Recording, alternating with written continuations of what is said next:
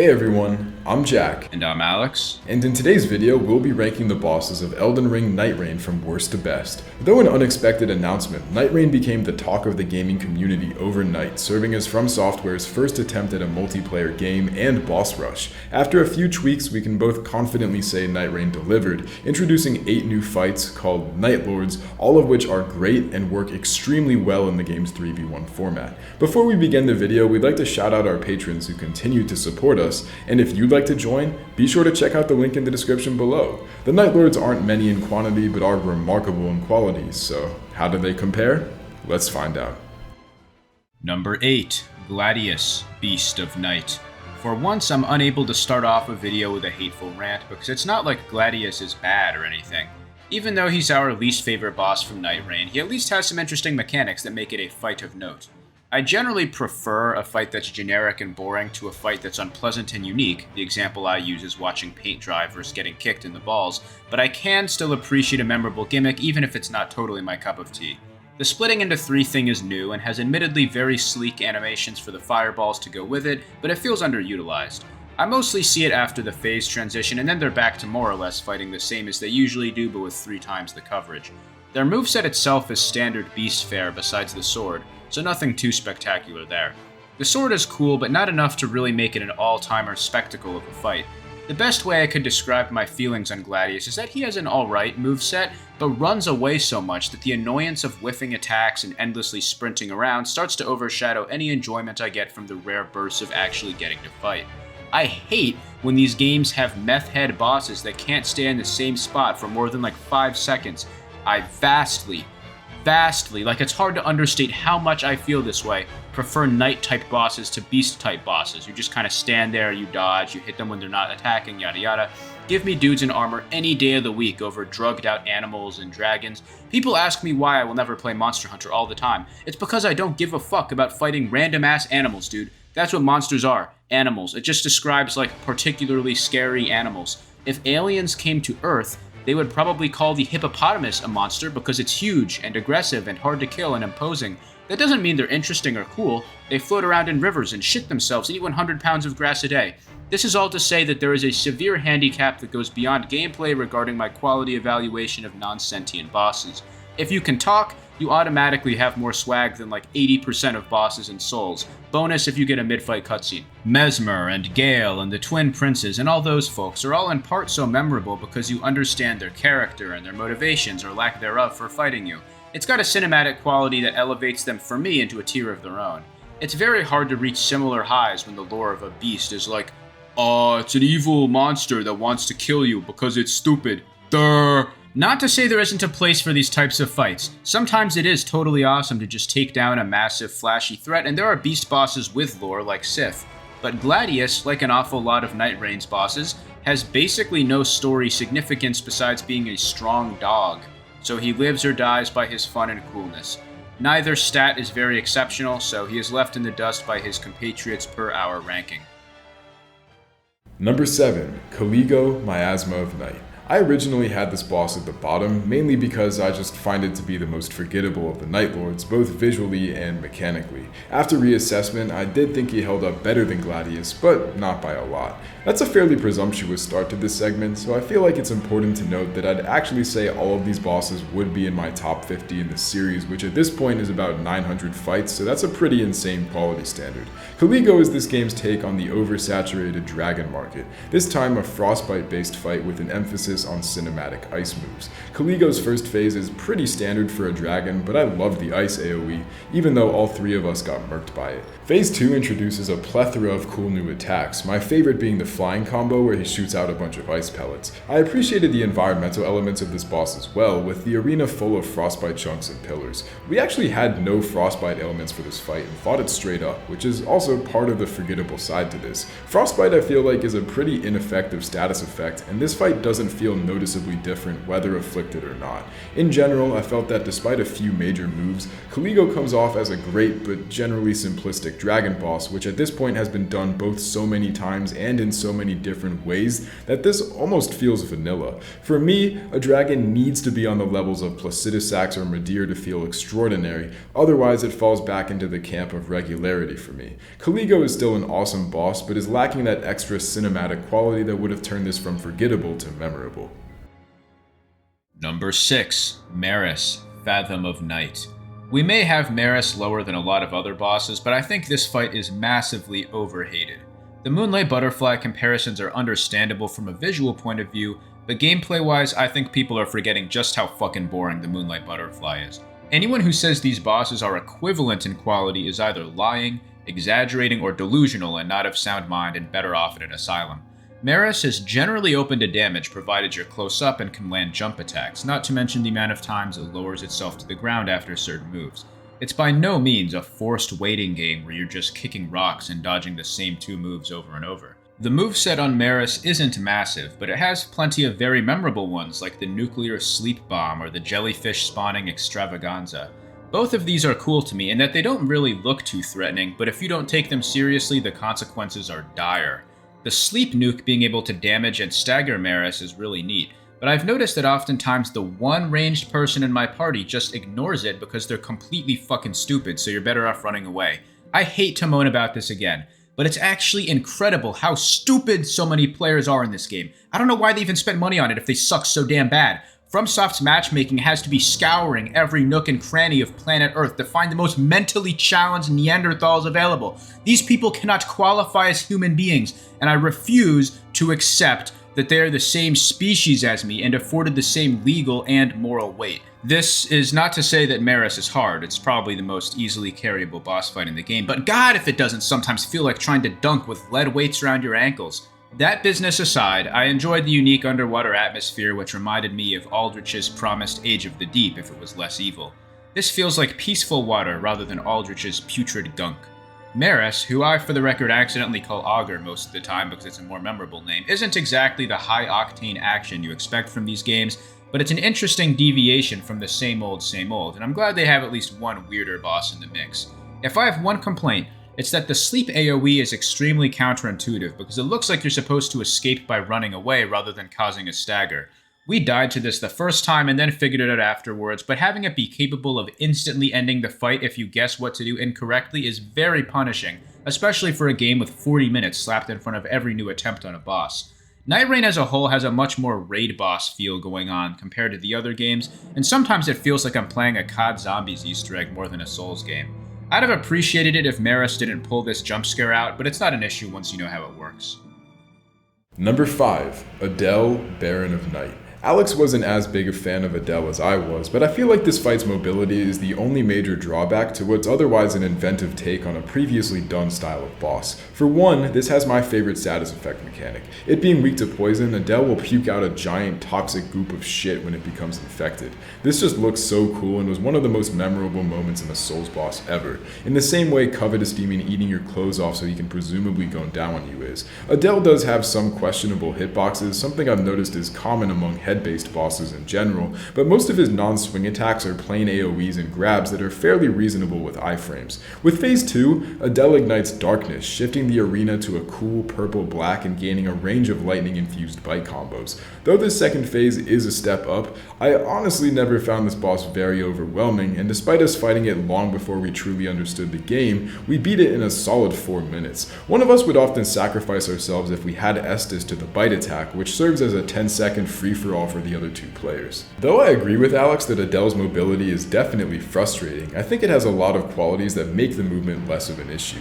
I do wish head damage was a thing in this game, or at the very least that Adele had some satisfying squish-type noise when you hit his vagina mouth. Still, we managed to win on a visceral, which with this boss is about as satisfying an end as I could have asked for. Number 4. Noster, Wisdom of Night. This is one of those bosses that I'm just fond of for reasons unclear even to myself, sort of like the Skeleton Lords from Souls 2. I even changed Jack's iPhone contact to Noster, Wisdom of Night, and haven't looked back since. In a game full of towering beasts and dimension-slashing knights, the presence of a boss that's just 2 large bugs is hilarious. The title of Wisdom of Night is also intriguing, because in the conventional sense this boss appears to be, for all intents and purposes, dumb as a fucking rock. It even turns into a rock if you hit him with fire, although I'm unclear why that's supposed to be helpful to you. The lore behind them is simply that they are two bugs who journeyed away from their homeland in light of a devastating famine. No fucking shit, man, I'd do that too. Moving to find food is like an innate biological drive. No complex reasoning or understanding necessary to do that. What does Noster even know? Is he a bug of patrician tastes? A famed literary critic, a revolutionary musician, a groundbreaking mathematician, a renowned philosopher? In a sense, it's fascinating because the moth's ability to cast complex magic suggests that it's plenty capable of understanding high-level concepts. That is, unless it's simply a priori knowledge Noster has to summon sky lasers and whatnot, in which case, why does it serve the night, a force that essentially exists to obliterate all life, including bugs? All his starving grub friends and worm buddies are getting burned alive right now in that forest of theirs. Maybe he's some sort of infinitely comprehending atavistic force of destruction like Bug Shiva. Faith and magic in Elden Ring's universe both function like cross-sections of philosophy and mathematics, with ability to cast spells or incantations often derived from understanding and applying some hidden law or principle of reality. Faith especially is hard to understand because it's very different from how it works here in our world. Nobody in the lands between would say that they don't believe in the Erdtree because you couldn't avoid seeing the fucking thing if you tried, but people with a great understanding of nature or aspects of it are able to command its energies to their will. It's more like the depth of understanding than the depth of belief. I think magic operates similarly, but it's more about understanding the cosmos than anything on Earth. The implication here, then, is that Noster, at least the moth, and maybe also the beetle, what do I know, somehow have understanding of Elden Ring's cosmology on par with characters like Rani or Renala, or even the fucking Greater Will itself. And hilariously, that fact is almost irrelevant in a discussion of their strength, because the beetle is just goddamn strong, man. As much as you have to respect Noster's orbital strikes, the charges and yells from the beetle are far more dangerous. Once they fuse together into one entity, the sentient pest becomes a bit easier to keep track of, but it still feels like fighting two people, which is something I really like. Lorien and Lothric are another fight that comes to mind as exemplifying this model of boss design. Lastly, most of Nightreign's naming conventions stem from Latin words, and in Noster's case it's related to wisdom, hence the obvious phonic relation to Gnosticism. Imagining Noster's wisdom to be related to ancient religious knowledge is even funnier, because now I'm picturing these two bugs hunched over a copy of the Sefer Yetzirah learning the Hebrew alphabet. Let's hear it for genius bugs, everybody. Great creatures. Very good. Number 3, Fulgor, Champion of Night. Though easy for a later Night Lord, Fulgor has the fluidity of a Gale and the concept of a Ludwig that makes him such a high-quality boss. And no, not just because he's a chopped-ass dude on a horse's body. Also, I'm not saying that he's as good as either Gale or Ludwig, though he is probably in my top 20 or 30 Souls bosses, but Fulgor feels the most familiar of any Night Lord, namely in his rhythm and telegraphs. Despite it being a 3v1, it almost always feels like a 1v1 in that all of his moves have long stretching follow-ups and huge swing radii. The first phase is relatively chill but incredibly fun. I had a blast getting greed checked, and though I've never really learned my lesson after maybe 10,000 deaths caused by greed, Fulgor did actually get me to wisen up a little. As I said before, all of his attacks will either have a projectile, AoE, or in the case of his special ability, arena objects that give them an added layer of both oomph and memorability. I love this fight conceptually, despite the second arm which shows up in phase 2 being incredibly obvious. I said this in the difficulty ranking, but the second I saw this dude roll up with a stump, it was about as surprising as Elon's Twitter crash out watching a second arm spawn in. Though it should have been done in a cutscene. We both felt like these bosses lost a ton of aura with no cutscenes. Udex Gundyr knockoff wasn't on my bingo card, but man does the blob arm kick this fight up a notch. Who would have thought adding an entire other appendage would make such a huge difference? In phase 2, Fulgor is much more active, utilizing ridiculously fast sprints and even more dangerous environmental moves only stopped via his lightning weakness. Alex and I's Iron teammate decided to seppuku himself for all intents and purposes at the end of this fight, so we had to practically 2v1 the final quarter or so of Fulgor's health bar. In spite of that, we still managed to beat him first try. Fulgor has an awesome moveset and amazing visuals and a name I can't really pronounce, and while simple, he was one of the best Night Lords bar none. Number 2, Hjolstor the Night Lord. As the final boss of Elden Ring Nightreign, Hjolstor is granted a few privileges that the other bosses aren't, such as a second health bar. Generally speaking, bosses with this advantage are awesome and hype-inducing, and Hjolstor is no exception. That said, his lack of a cutscene is very unimpressive and disappointing, and severely limits his ability to contend with other top-tier FromSoft bosses in a coolness sense. Also, his first phase is so easy that it might as well not exist, which somewhat dampens the impact of the second phase. Ideally, a second phase is a rare thing used for serious top-level threats that simultaneously serves as an agent of demoralization and invigoration. On one hand, you're despairing that after presumably struggling to take down even one health bar, you learn of an additional, more difficult one. You're like, oh, how the hell am I supposed to do that? I barely made it here. But on the other hand, there's something about it that just makes you grit your teeth and get right back to work. That's not really the case here, however. The shape of the knight is a sluggish jobber who takes it in the ass from anybody with a reasonably good equipment setup. You can essentially ignore even discussing this phase because it is so short and unremarkable.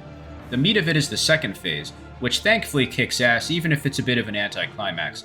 I'm partial to sword guy bosses as I touched on earlier, so I'm grateful that they gave us one to end things off instead of some beastie bullshit.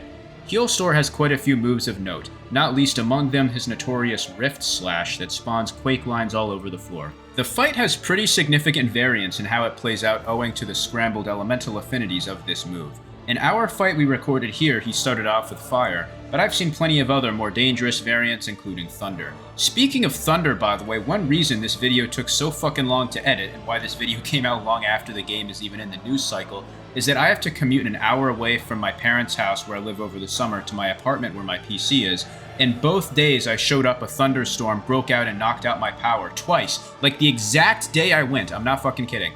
I am haunted by storm clouds like those bastards from Mario Kart Wii. I walked out of my room and it looked like Woodside Apartments from Silent Hill 2. The elements have not been kind to me, I tell you. And in case you're wondering, the reason I leave my PC here is I'm going to move back in like August, and it's huge and clunky and annoying to move, and I'm going to work on getting a way to edit on my laptop setup. But anyways, I digress. Back to the boss. This Rift attack isn't just flashy and awesome though. It's also surprisingly fair and manageable despite appearances. The moment he pulls this out honestly feels like more of a phase change than the official one. Lore-wise, Healstore is neat too. He's another example of the time-honored FromSoft formula of elevating some random guy to all-powerful status. I'm not 100% clear on his lore to be honest, but it sounded to me, from what I could put together, like a fodder soldier who lost in a battle, got exposed to mimic tear fluid and turned into God, which is amusingly reminiscent of a superhero origin story, except he's an omnicidal maniac. Healstore's basic moves are tough but fair to learn over the course of even one fight if you're really on your A-game. The AoE finisher to his slam combo was a little spooky, but very reactable and a good way to adapt the typically 1v1 nature of the knight battle to a 3-man free-for-all. He's an intimidating son of a bitch, even if you walk in with full confidence, with that swag walk and everything, which is a good trait for a final boss to have. If anything, the first phase is probably there to lull you into a false sense of security, which is a quirky and unusual way to handle things you don't see too often. Easy to make fun of and maybe not how I'd have handled it, but there's a case to be made in its favor that I can totally accept. I'd probably have this fight in my top 25 or at least top 30 in the series overall. Which, yes, in case you were wondering, that series we're doing ranking all the bosses in FromSoft minus this game will return eventually. Trust me guys, it's in the home stretch here, we can do it. We're working, slowly, like I am with Final Fantasy XVI Part 2, which is real. Scout's honor, you can trust me guys. Number 1. Libra, Creature of Night. Call it recency bias, effort justification, or dopamine release partiality, but Libra is the hyper-rare breed of boss who manages to be both a game's hardest and best. As we've grown older and fought what has to be at this point 1,000+ bosses, it's fair to say our perspective on difficulty has shifted quite a bit. That's not to say because the bed of chaos is like kinda hard, all of a sudden we wanted to bone us in the ass or something, but there is a real psychological effect of overcoming an extreme challenge and having that satisfactory feeling develop a genuine love for that challenge. Take Malenia. I fucking hated Malenia when Elden Ring came out, and now she's in my top 10 in this series. Libra is much similar to Malenia, or dare I even say promised consort Radahn actually, both in the experiential learning aspect as well as the insane flow-like state he practically requires to be beaten, even with this being a 3v1. Though it's premature and probably will go back to Radahn after the recency bias wears off, Libra is in my eyes the most difficult boss in Soulsborne, and by trade the most difficult boss I've ever beaten, off the top of my head at least. In some ways, this boss is won or lost before it even begins, which is part of why it's so hard. There's an extremely rare Limveld event where a Madness Tower spawns in, gifting each player a Vike's War Spear, the only Madness-based weapon in the entire game to our knowledge, and essentially the key to victory. We somehow managed to actually have this happen, and promptly sell with 3 War Spears at once. Madness camps are the rarest variant, and more often than not will not drop anything of use besides the occasional clarifying boluses, which do neuter Libra's extremely dangerous Madness AoE. However, the fight begins with a list of trade offers ranging from halved HP and stamina for an eventual mega stat buff to an increase in attack power, also increasing Libra's power. There is one particular trade we both appreciated, however, that being a level for a weapon. Through a godly stroke of luck, like probably 200 to 1 odds or even lower, I actually got Vike's War Spear out of this deal. And this ended up being our winning attempt, which shows you who the real group leader is in this little YouTube gig we've been doing. Just kidding, but my god does it make this fight easier. With enough madness buildup, Libra will drop his nonchalant gimmick and go berserk, spamming jump attacks, AoEs, and slams for around 30 seconds to a minute in what is the easiest of his forms. He'll then stagger and take increased damage, and with Vike's weapon art, this becomes a viable means of victory. However, Libra's other forms are the real worry. In his base state, Libra will utilize a wide range of both physical moves with his staff and magic, such as close-range buckshots, floor AoEs, and Madness Rain. Though Madness buildup can be shocking without boluses, this fight generously leaves gold coins throughout that reduce the buildup by about 1/3 of a bar. This is vital if nobody is close enough to stagger or ult him out of the Madness AoE, and will likely save you from instant death as such. By far the scariest Libra is his levitating monk state, activated if you fail to either damage check his shield or break the sigils during this phase's buildup. Saving ults and having good communication is massive, as this phase is essentially the prior but on crack, heroin, meth, Fent, Propeller Mushroom, Sith Holocron, Berserk, and AIDS. This is the craziest fucking phase of any boss in any game I've ever played. Every attack has the capability to one-shot, and every attack is extremely hard to avoid without proper understanding of Libra's moveset and distance control. Part of what makes this boss so scary but equally great is that whether he's in your face or a mile away, he is just as big of a threat. However, if you do manage to break the bubble, he goes back into his frenzy mode, a still difficult but far more doable trade-off. This is a test of patience, knowledge, and endurance, and if you manage to check all 3 boxes, you will reach a flow state which was unlike anything I've ever felt with a game before. I actually beat this with 3 Estus remaining, which is by no means some crazy feat, but definitely a testament to the power of simply internalizing Libra, which also shows off the quality of the fight itself. Libra is one of the most dynamic and simply epic bosses of all time, and for us was far and away Elden Ring Nightreign's best fight. Thanks so much for watching, and we hope you enjoyed. Stay tuned for part 8 of our Souls series boss ranking, which of course doesn't include the new guys, as I said earlier, but will still be without a doubt worth a watch. That's all for now, deuces.